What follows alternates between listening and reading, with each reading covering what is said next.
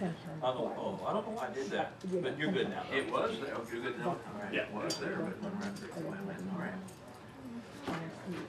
Oh, mercy. Anybody need a copy of our outline this morning, text and manuscripts and New Testament? I do see. Well, I thought I got the other one. Yeah. Oh, no. Well, Good morning, Jack. good morning to you. How are you doing?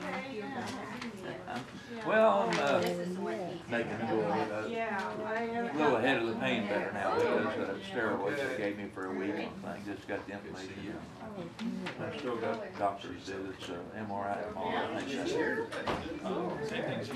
Mean as ever. Ron, You're supposed to put the T all the way forward, and you're in full Is that control. what that means? give me, Do I need one of those? give me. I don't know you do or not. Did you get one last week? Yeah. I got one. Oh, I like it. You do it. I went cowboy with that thing. A little bit better. Yeah. Just at least get it. I gotta lose some weight. I'll work on that one. Okay.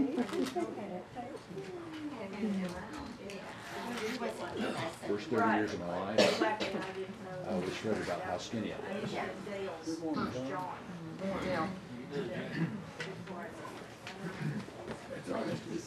We had been studying text and manuscripts, the Old Testament, and our natural progression in our study of the words of the Bible. We're going to be looking at this morning text and manuscripts of the New Testament. Get that on. I need that. I hate to tell You do need one? All right. We can get you one without any problem. Maybe two there. Looks like there is. My fat fingers wouldn't separate them. There we go. Okay.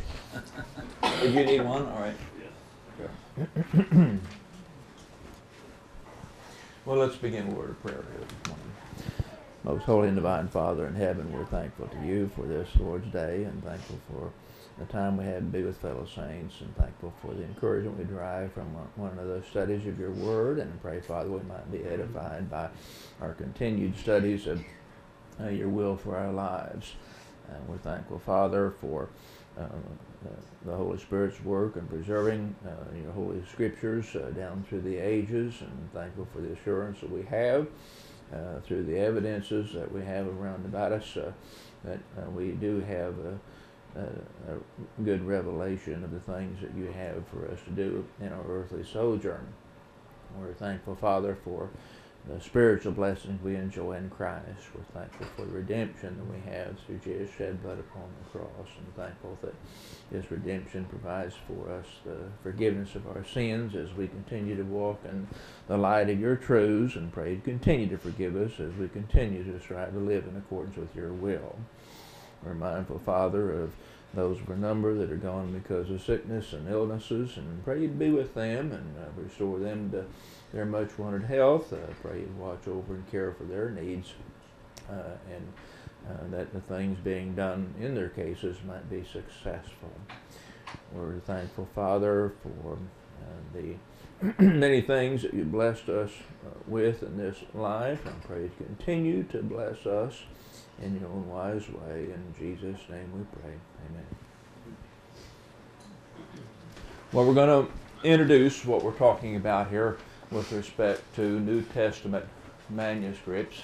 When John clicked that, he took it away. I had it, so let's get it back here. Maybe. No, that took it away. Okay. Now we're going. Thanks. Just like what we talked about in the Old Testament situation, there are no original manuscripts with respect to the New Testament, no autographs, in other words, those penned by the apostles, by the inspired writers of the first century. You perchance need a copy, you think, have it, all right. New Testament books were written in the latter half of the first century, from about 50 AD to 100 AD, but soon after the books were written, the original autographs perished. But what we emphasize is that God has preserved His Word through copies of the New Testament, and those copies are called manuscripts. But we're going to get to why this is not a problem. In fact, accounts for some extreme reliability of the New Testament scriptures that we have before us. Now, I think one thing to point out is that there is a unique difference between Old Testament and New Testament manuscript evidence. We talked about this in regard to the Old Testament manuscript evidence. The integrity and accuracy of the Old Testament text largely result of the extreme care taken by the copyist, in particular Jewish scholars, in the transmission process down through the ages. Though there are very few Old Testament manuscripts that are known, we know that they're very high quality. The reliability of the New Testament, though, rests on a different basis, and that's on the vast multitude of existing manuscripts. And you have there on your outline what we mean by the large number of New Testament manuscripts. The number of New Testament manuscripts written in Greek between the 2nd and the 15th centuries that we currently know of is 5,686. And it's because of this vast number of manuscripts, the New Testament is the best attested book from the ancient world. And we'll talk more about that as we go through our studies. The time between the original writings to the earliest manuscripts is also important to note in this study. Remember again, we noted in our Old Testament studies of those manuscripts, there was some 1,300 years that stood between the date between the Old Testament, when the Old Testament books were written, which was the last one about 450 BC, and the time of the earliest dated manuscript. There was dated manuscripts clear down 916 AD. Now there's an exception, that is the finding of the Dead Sea Scrolls that pointed that out, but for many, many centuries that's all they had to go by to study the integrity and reliability of Old Testament scriptures. There was some 1,500 years difference between the time that they were originally written and the time that you have the first copies that we have there.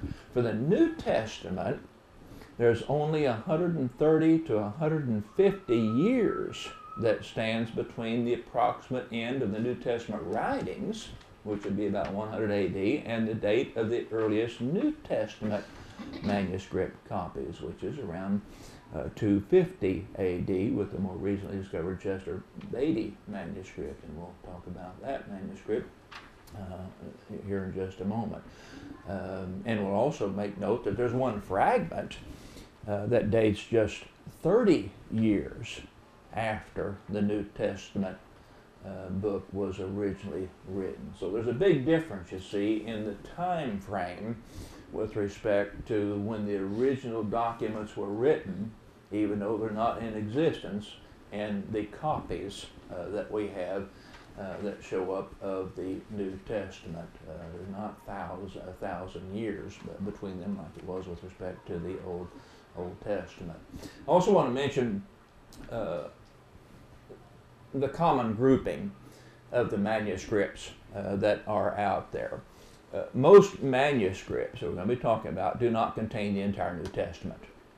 There's just a handful that contain the entire New Testament, and Old Testament, there are a lot more of them that contain the whole Old Testament. Most of them, though, when you're talking about the New Testament manuscripts, since they were hand-produced copies, having the whole New Testament was just too bulky for practical use. So apparently it just wasn't done. At least we don't have any, I say any, don't have very many, what would comprise the entirety of the New Testament.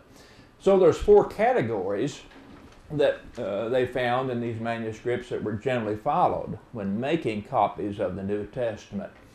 One category, the 4 Gospels. You have several manuscripts that have all the 4 Gospels, or most of the 4 Gospels on record. A second category is the Acts and the general epistles, like James, 1st, 2nd Peter, 1st, 2nd, 3rd John. So you find in these manuscripts this grouping of just those books that you have record of being copied. And then a third grouping is the Pauline epistles, all of Paul's writings. And then the fourth is the book of Revelation by itself. Just a, I guess you might say, a trivia thing about these manuscripts. They all fall into basically these four different groupings. Questions or comments that you have on what we've looked at so far here in an introductory comments? Another thing to make note of is the different types of manuscripts, and we'll have more to say about this too as we look at these manuscripts individually here. Made up of three major types. The first being papyrus. Many of the earliest witnesses to the New Testament were written on papyrus material, and it's almost certain that this was the material that the New Testament autographs were written on, because this was the most common writing material in what we call the New Testament times, the New Testament days of the apostles and the inspired writers writing. So there's a lot of these manuscripts that are written on papyrus. And we talked about writing materials some time back. You remember papyrus made out of the papyrus plant. And they would smash it up and put it together interwoven and make what we would refer to today as kind of the best quality handmade paper. So it was very equivalent to paper, although it wouldn't be thin like this, it'd be much thicker, but it was a common writing material in the first 3 centuries, this side of the cross. Another type of manuscript that we're talking about are the uncials. The manuscripts of this group are among the earliest and most important, and we'll see that as we go through our studies, I think. Uncial manuscripts were written with all capital letters and no spaces between the letters. There are about 360 that we know of uncial manuscripts in existence at present. There are always archaeologists finding more as time goes on. So it kind of depends upon the time of history whenever you study this out as to how many manuscripts there are on record or in existence. But the best I can find right now is about 360 in this particular category. And I think we've alluded to this before. Some of the difficulty in the translators from these is, just like I said, all caps, no spaces between the letters. And I mean no spaces between the words either on things. So they'd have to look at these Greek letters and determine, well, here's where a word is and here's where a word, and so on and so forth. That counts for some minor errors. We'll talk about that when we get to textual criticism, another lesson. But just to point out the distinct difference in these uncial manuscripts and papyrus. And then the next one, minuscule manuscripts are also known as cursives. Minuscule script was a development of the cursive hand and differs from the uncials by its use of smaller forms of letters. And as I understand, a good bit of them do have separation of words and that type of thing, distinction in that. The small letters could be written more quickly and required less space than the all caps in the uncial manuscripts. Now, one thing to note, the minuscule didn't make their debut until about the 9th century, and so they're of less value because of their dates, but we'll make reference to them. At least they are out there, and they do have some value, at least in comparison processes of the older manuscripts and these later ones that came later in date to confirm if there was an error here, an error there, and determining what is the best situation to follow there. Questions or comments on this introduction here to New Testament manuscripts? Let's talk about manuscript evidence for superior New Testament reliability. You don't have it on the chart, haven't had it on the chart for some time, but you remember 1 Peter chapter 1, 22, 25, I read it last week. where the Apostle Peter affirms that the Word of God endures forever. And we believe that God has indeed taken the steps necessary, providentially at least, to preserve His Word from New Testament times down to the present age, even though He didn't see a need to preserve the autographs. He has preserved His Word through these copies. And as I made mention last week or the week before, when I say we believe that, it's important for us to understand that our belief, our faith in this is not a blind faith. And that's the accusation that critics would say. Our faith is based upon evidence. Hebrews chapter 11, verse 1. Faith is, from the biblical perspective, the substance of things hoped for, the evidence of things not seen. We haven't seen this process of the New Testament autographs being copied properly and brought down to our age, but we have faith that's based upon solid evidence that God has indeed preserved His Word. And so that's what we're talking about here, looking at these evidences that are out there that gives us the assurance that our faith is not misdirected. Our faith is right on target in believing that we have a reliable transcription of God's will, even though we do not have the autograph of the New Testament revelations. Gene, do you have a question or comment?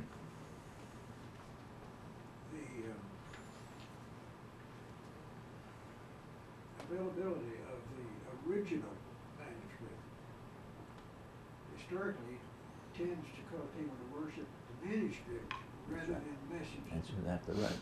And you see the wisdom of God there, That's right. so that man doesn't go with paper, Mm-hmm.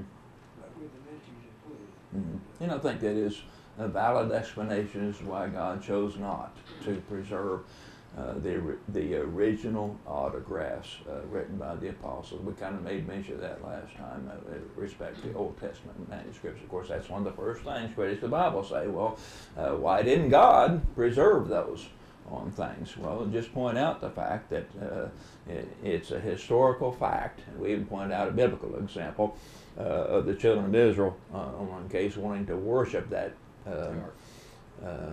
serpent on the pole that was around for some 700 years, and so it had to be destroyed in Hezekiah's day on things. And we know in modern times people just seem to want to worship these things that come from supposed religious antiquity type of things. I mean, people, they think they've found splinters from the cross of either Christ or some martyr, and they worship those things, or linen cloths from martyrs, and they worship those things. And I think exactly is the case, like Gene is saying, if God had those original autographs, and we knew they were original autographs, more than likely they'd be worshipped rather than God Himself being worshipped. Things count. Question. Same thing. We don't need an ark. I'm sorry? We don't need an ark.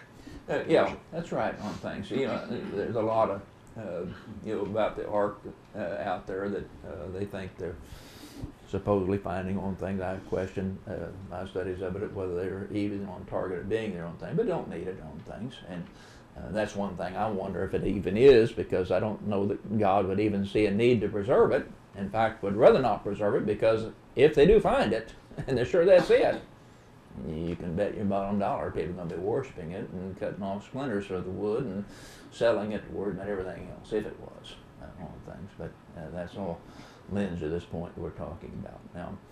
Now, manuscript evidence there for superior New Testament reliability, important for us to talk about it, because the New Testament is constantly under attack, and its reliability and accuracy are often contested, especially by critics. But the main problem here is their refusal to honestly consider the evidence concerning the New Testament's reliability.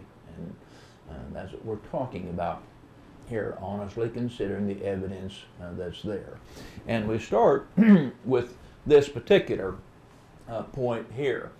If the critics want to disregard the New Testament, then they must also, if they're honest, they must also disregard other ancient writings by Plato, Aristotle, Homer, and I've got examples of this here, and we'll go through this here. And this simply because the New Testament documents are better preserved and more numerous than any other ancient writing, including these several that we're going to give you for examples of what we're talking about. So use this, again, if you're talking to somebody that's questioning the reliability of the New Testament scriptures in particular. Most people are aware of Plato, a Greek philosopher. He wrote several, they're called dialogues. He wrote them sometime between 427 and 347 BC. But we don't have any original autographs. Don't have any original documents written by Plato. What we have are copies, and the earliest copy is down 900 AD. The earliest copy of Plato's dialogues. There's some 1,200 years time span between the original that was written by Plato and the copies. Now you can ask these people, do they believe that these copies represent what Plato wrote? And most times they're going to say, yeah. They don't criticize those documents. They're not questioned by the same critics of the Bible, the writings of Plato. You come down to Julius Caesar. He is a noted author of Latin prose, and his writings date between 100 to 44 BC. But again, there's no original autographs written by Caesar out there. The earliest copy that we have of him is 900 AD, 1,000 years after he originally penned the words on things.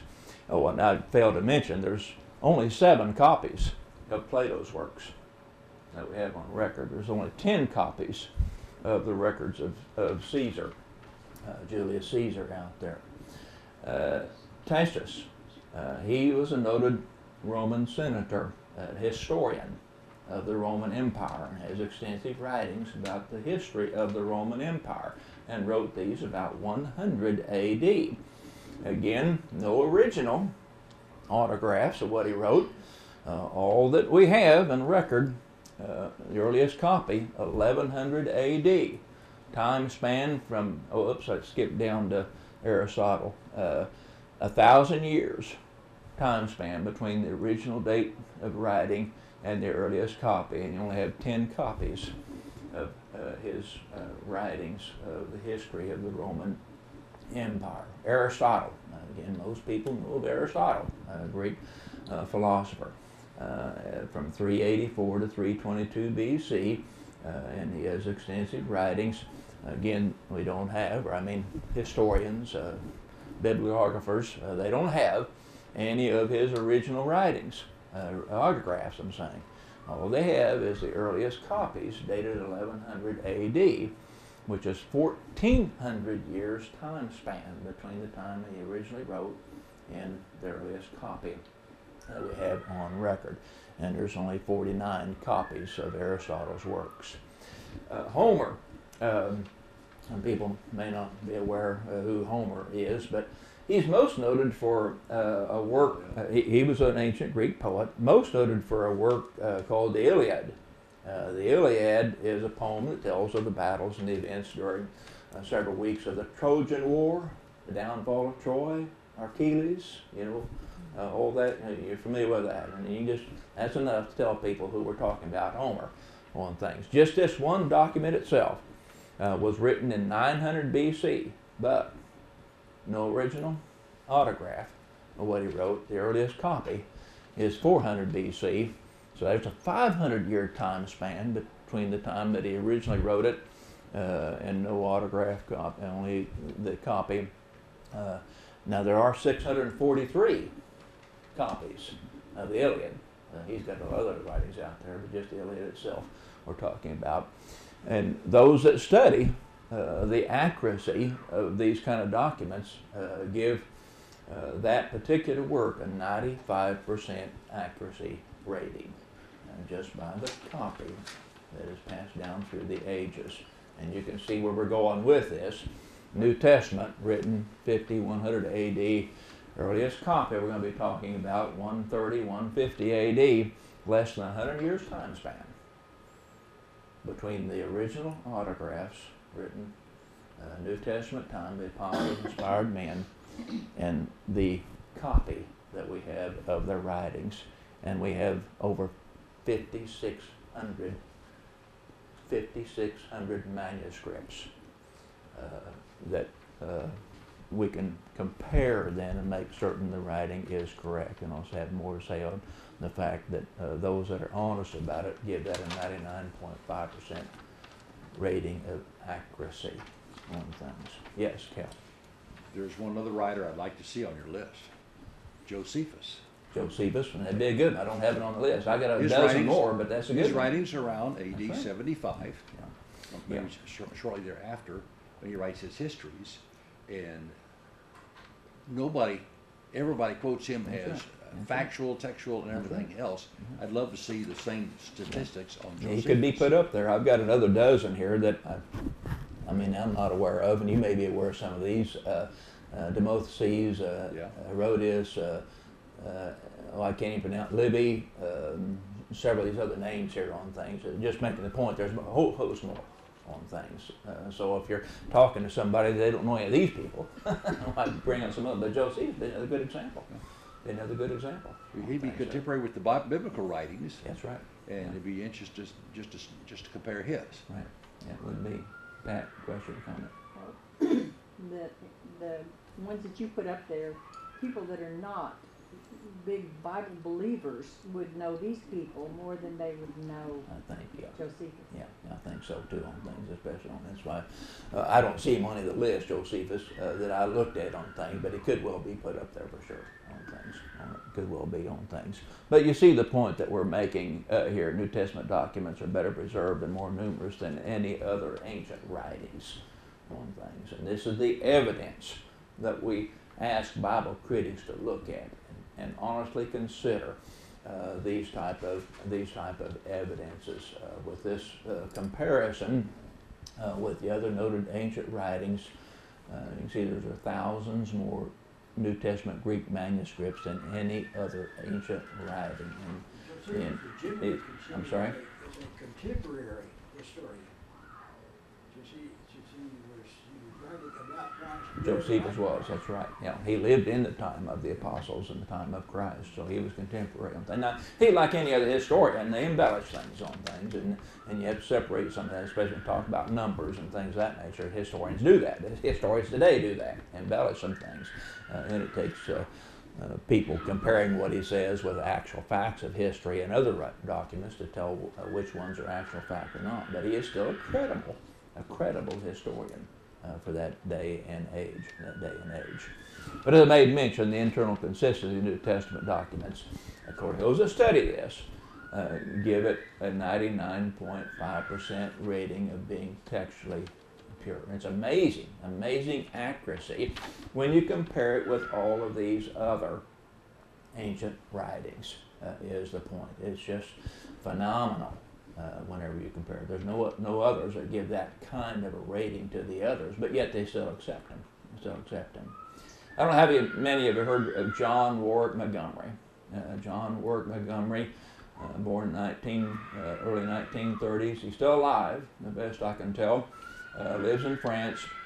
A noted lawyer, professor, theologian, writer, lecturer, debater.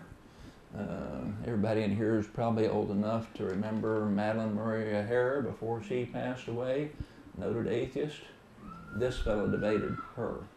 Public debate, broadcast in 1976 on things. This was the noted individual to take on a debate with Madalyn Murray O'Hair.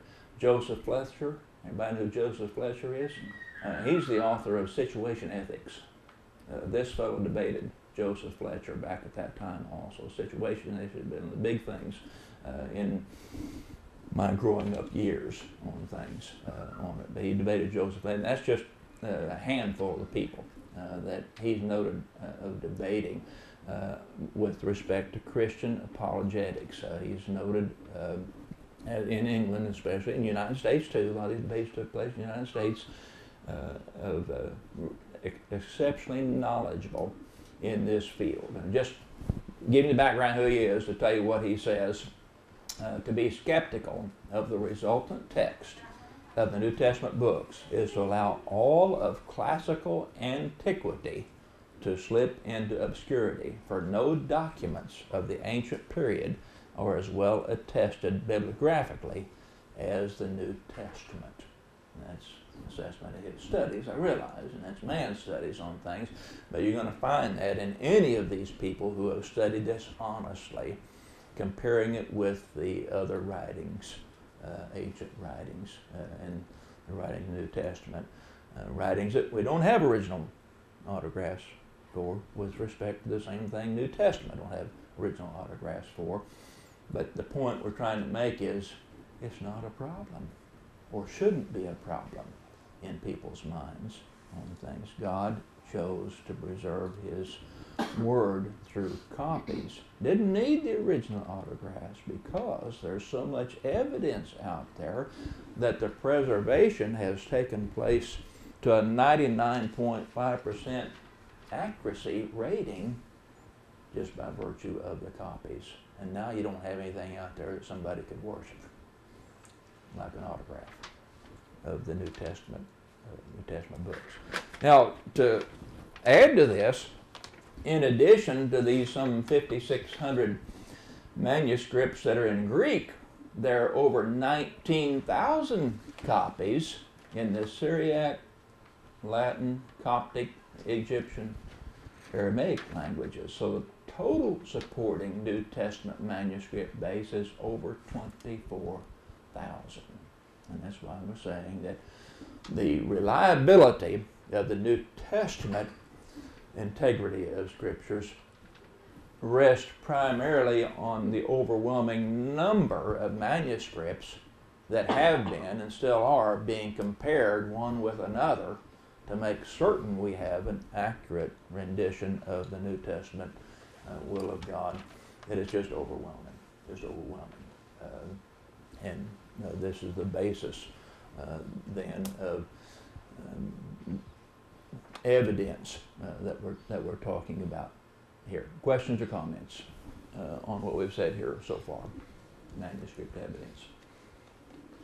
Another important aspect of this discussion is the fact that we have a fragment of the Gospel of John that dates back to around 29 years from the original writing. This is the John Rylands Papyri that's dated around 125 A.D. This is extremely close to the original writing date. Simply unheard of in any other ancient writing to have a copy that's close to the autograph of whatever that is a copy of. It just demonstrates also the Gospel of John's a first century document. And what I have here next, I don't have it on your outline, but a list of just three here, what we're talking about. Some of the oldest existing New Testament manuscripts compared to when they were originally penned. Yes, John? How do they date that? How they date it?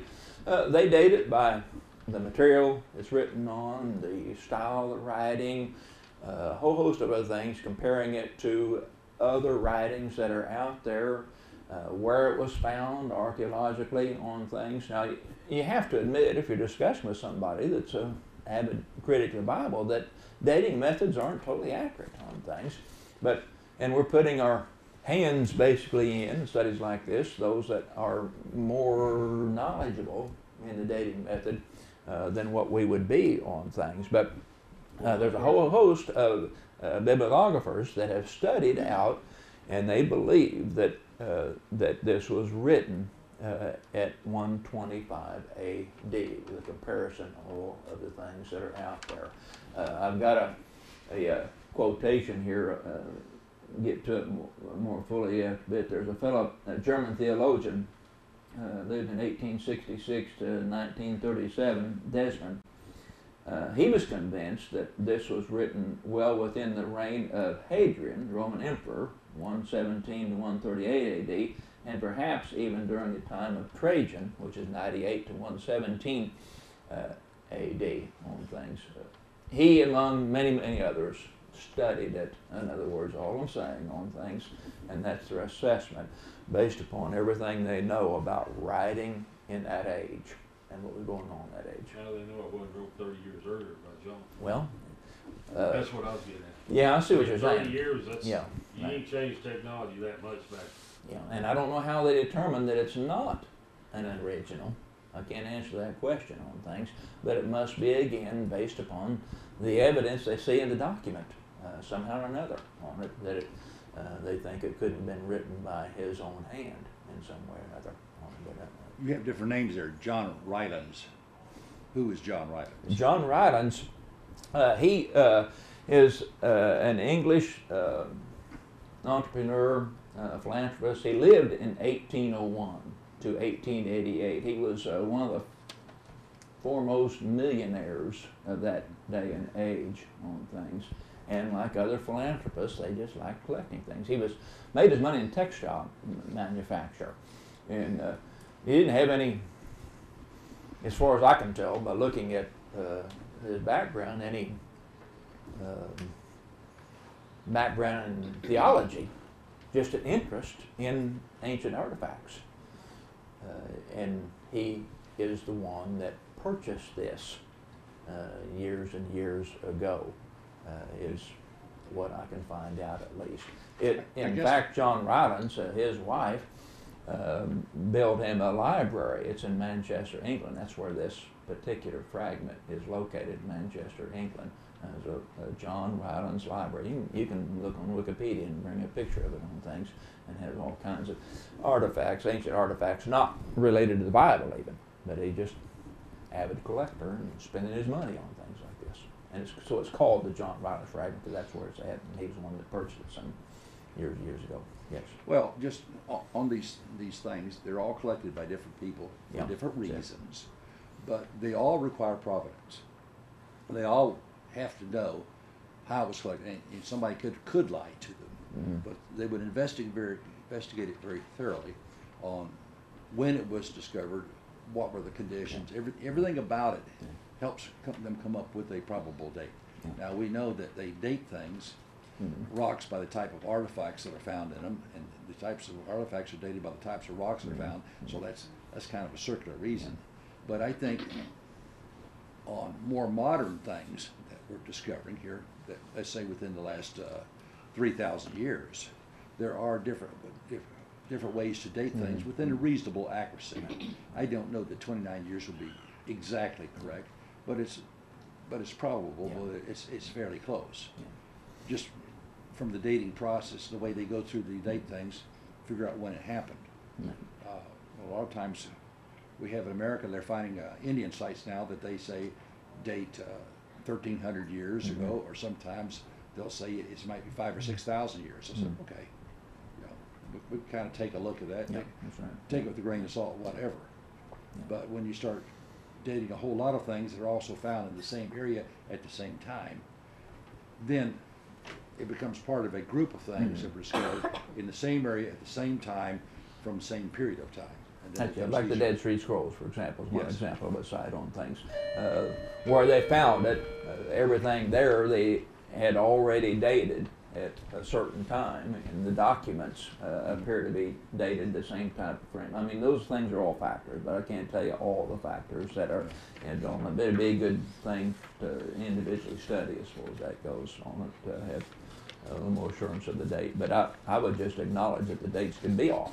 I mean, it can be off 100 years, but still it's just a marvelous thing that you have something that close compared to what we find in other documents that are out there as far as that goes on it. I made mention of the John Rylands fragment here. It contains, and it's just a fragment, it's just a piece, a sheet, contains John 18, 32 to 33, and 37, 38. They know there were more because it's just, it's ripped off from the rest of the document there. But it is these passages that are found in the Gospel of John. and we would date the Gospel of John somewhere between 90 to 100 AD. And if it is true that this fragment is worthy of the 125 AD date, then that's only 29 years apart. But another thing too, this is not the only one we have. We'll talk about more on things, but Chester Beatty is another one, dated at 200 AD, and it contains virtually all of Paul's epistles and also the book of Hebrews, most of the book of Hebrews. And we believe Paul's epistles were written around 50 to 70 AD, comparing the things that Paul talked about and other historical documents bearing about what was happening in the Roman Empire at that time. So you got a difference of about 150 years from the original writing to the date of that particular manuscript. Bodmer Papyrus, dated about 175 to 200 AD. It contains most of the Gospel of John.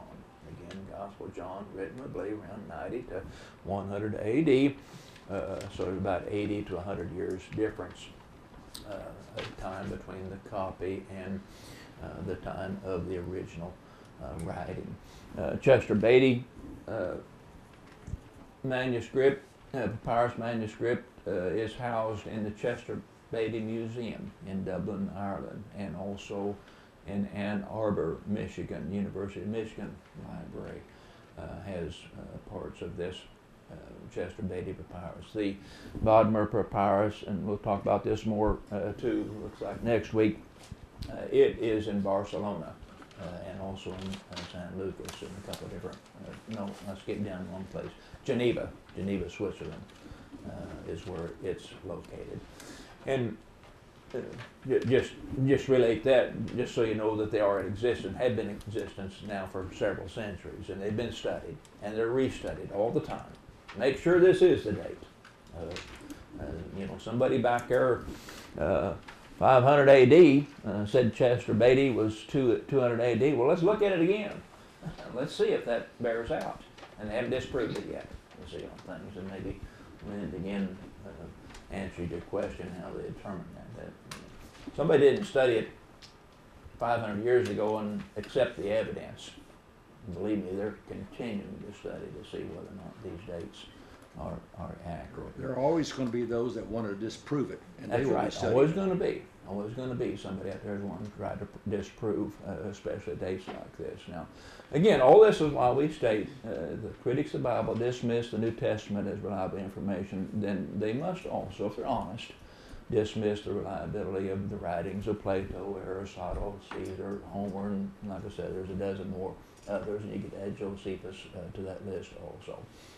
On the other hand, though, if the critics acknowledge the historicity and writings of all those other ancient individuals, then they must, if they're going to be honest, retain the historicity and writings of the New Testament authors. The evidence for the New Testament's reliability is far greater than all of the others. And so this gives us the superior criteria here for affirming the New Testament documents than any other ancient writing that's out there. This is the evidence. Faith is the substance of things hoped for, the evidence of things not seen. There is credible evidence that supports our faith, our belief that what we have is an accurate reflection of the original writings of the apostles' inspired writers, just by virtue of the evidence of these copies. Time has gone. We've got more to study on this. We're going to look at these manuscripts individually here. Some of them that we know exist and what's in them next week, Lord willing, next Lord's Day morning. Thank you for your attention here this morning.